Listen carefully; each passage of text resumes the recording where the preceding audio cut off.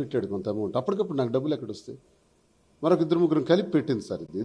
ఇది చూసి వాళ్ళు అనుకుంటున్నారు ఇవన్నీ వదిలేసి ఇక్కడ వచ్చి కూర్చున్నారు. కేవలం ఏంటంటే వాళ్ళకి ఒకటే సార్, ఈ బిల్డింగ్ తీసేస్తే వీడు టెక్కల్లో ఉండడు, టెక్కల నుంచి పోతే ఈ ప్రాంతం మాది. ప్రాంతాలు తీసుకోవటానికి మొన్ననేదే అన్నది, ఇక్కడ ఉండకపోతే చాలు నాకు అన్నది. అంటే ఒక స్థిరమైనటువంటి డిమాండ్ లేదు. మొదటి రోజు పిల్లల్ని కనీసం చూడండి నాన్న, 2 ఏళ్లలో తిండి నిద్ర భోజనం ఎక్కడున్నానని కూడా అదే పిల్లల చేత నువ్వు అడిగించావా? కనీసం నువ్వు ఎప్పుడైనా అడిగావా? లేదే. ఇప్పుడు వచ్చి అడిగిస్తున్నావే. నాటకం. పోనేది అయిపోయింది. 2వ రోజు అంటది ఈ బిల్డింగ్ నాకు ఇచ్చేయాలంటది. 3వ రోజు అంటది నాకు ఎమ్మెల్సీ నువ్వు రాజీనామా చేయాలంటది. 4వ రోజు అంటది నువ్వు పలాస పోవాలంటది. మాధురితో ఎక్కడైనా ఉండొచ్చు అంటది, ఇక్కడ ఉండొద్దు అంటది. ఏంటి ఆర్గ్యుమెంట్స్? ఇప్పుడు అంటది పోనీలే సరే 5 పాయింట్స్ అడిగింది కదా, 5 పాయింట్స్లో according to the documentary evidences నేను వస్తున్నాను.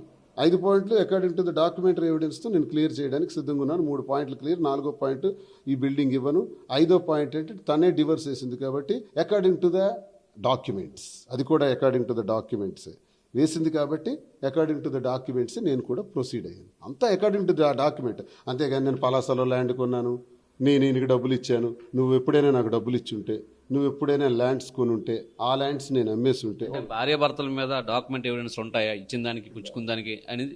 ఇప్పుడు వాళ్ళ నాన్న నుంచి వచ్చిన ఆస్తి రాఘవరావు నుంచి నాకు రావాలి కదా. తిను నాకు ఒకవేళ ఇస్తే రాఘవరావు నుంచి రాఘవరావు కూతురికి, రాఘవరావు కూతురు నుంచి దువ్వాడ శ్రీనివాస్కి రావాలి కదా. ఒకవేళ ఆస్తికి మీరే పెట్టుబడి పెట్టారనుకోండి, నేను కొన్ని ఆస్తి నా పేరును రిజిస్ట్రేషన్ చేశారనుకోండి, రిజిస్ట్రేషన్ చేసినప్పుడు మరో డాక్యుమెంట్ రాసుకుంటారు కదా, నేను ఈ ₹1,00,000కి ఆస్తి కొన్నాను, ఇందులో నాకు వాటా అందరు రాస్తారు కదా. అది తీసుకురండి, ఏదో ఒకటి తీసుకురా. ఊరికే ఫేక్ ఆర్గ్యుమెంట్ చేయొద్దు. నేను డాక్యుమెంట్ ఎవిడెన్స్తో మాట్లాడుతున్నాను, డాక్యుమెంటరీ ఎవిడెన్స్తో. నేను ఏ డాక్యుమెంట్స్ అయితే ఇప్పుడు ఇస్తానని చెప్పానో నా ఎలక్షన్ ఎఫిడవిట్లో కూడా అవే ఉంటాయి. చూసుకోమని మాట్లాడుతున్నాను సార్. ఫైనల్గా ఇప్పుడు భార్యాభర్తలు అన్నాక వివాదాలు వస్తుంటాయి, దెబ్బలాట్లు ఘర్షణలు జరుగుతుంటాయి, మళ్ళీ విడిపోతుంటారు, మళ్ళీ కలుస్తుంటారు. సో మళ్ళీ అలాంటి మలుపు ఏమైనా మీ జీవితంలో జరగబోతుందని శాసించవచ్చా? నా 30 ఏళ్లలో చాలాసార్లు ప్రయత్నించాను. ఓర్పు, సహనం, ఎంతో ఓర్పుతో భరించాను. భరించేవాడే భర్త కదా, భరించాను.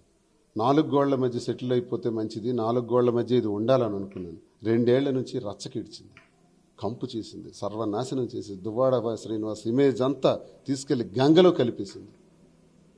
ఇలాంటి పరిస్థితుల్లో తను వద్దు 1% ప్రేమ ఉన్నా, 1% తనకు నా మీద ఉంటే ఇంతవరకు రాదు పరిస్థితి. సార్, దువ్వాడ వాణిలాగే ప్రతి స్త్రీ కూడా అనుకుంటే భారతదేశంలో సగటు భారత స్త్రీ ఒక్క మగాడు బ్రతకలేడు, ఒక్క కుటుంబ వ్యవస్థ కూడా నిలబడదు. నువ్వు ఒక్కదానివే ఆడదానివా? నువ్వేమైనా స్వర్గం నుంచి దిగొచ్చావా? మగాళ్ళు చేసిన తప్పులు ఏమైనా భవిష్యత్తులో నా విధంగా ఏమైనా మార్పు వచ్చి మీకు మళ్ళీ రాదు సార్. అది వరకు రాదు, అయిపోయింది, అంత అయిపోయింది. డివర్స్ నోటీస్ ఇచ్చేస్తాం. తనే ముందు కోర్టుకు వెళ్ళింది, తనే ముందు పోలీస్ స్టేషన్కి వెళ్ళింది, తనకు కౌంటర్గా నేను వెళ్ళాను. కాబట్టి let us decide in the court of law. కోర్టులోనే తేలుతుంది. ఈ 3 ఆస్తులు ఇచ్చేస్తాను, పిల్లలతో సహా అది నా బాధ్యతలు నేను చూసుకుంటాను. ఇదైతే నేను ఇవ్వను, ఇది నేను ఇవ్వలేను. ఇది ఇచ్చేస్తే నేను ఏ చెట్టు కిందో పుట్టుకుందో ఉండాలి. ఈ 2 అంశాలకు సంబంధించి లీగల్గానే తేల్చుకుంటాం అంతే. మరి లీగల్గా వెళ్ళిపోయింది, లీగల్గా తనే అప్రోచ్ అయిపోయింది. నాకన్నా ముందు అప్రోచ్ అయింది, తన వెనక నేను అప్రోచ్ అవుతున్నాను, కౌంటర్గా అప్రోచ్ అవుతున్నాను, ఆమె కేసుతో అప్రోచ్ అవుతుంది. సో ఈ న్యాయస్థానంలో తెలుసుకోవాలి. ఇప్పుడు కూర్చోకూడదు కూడా ఇక్కడ. నువ్వు కోర్టుకి ఎప్పుడు వెళ్ళావో కోర్టులో తెలుసుకోవటమే, స్టేషన్కి ఎప్పుడు వెళ్ళావో పిఎస్లో తెలుసుకోవాల్సింది. ఇక్కడ మరి మాట్లాడటానికి లేదు.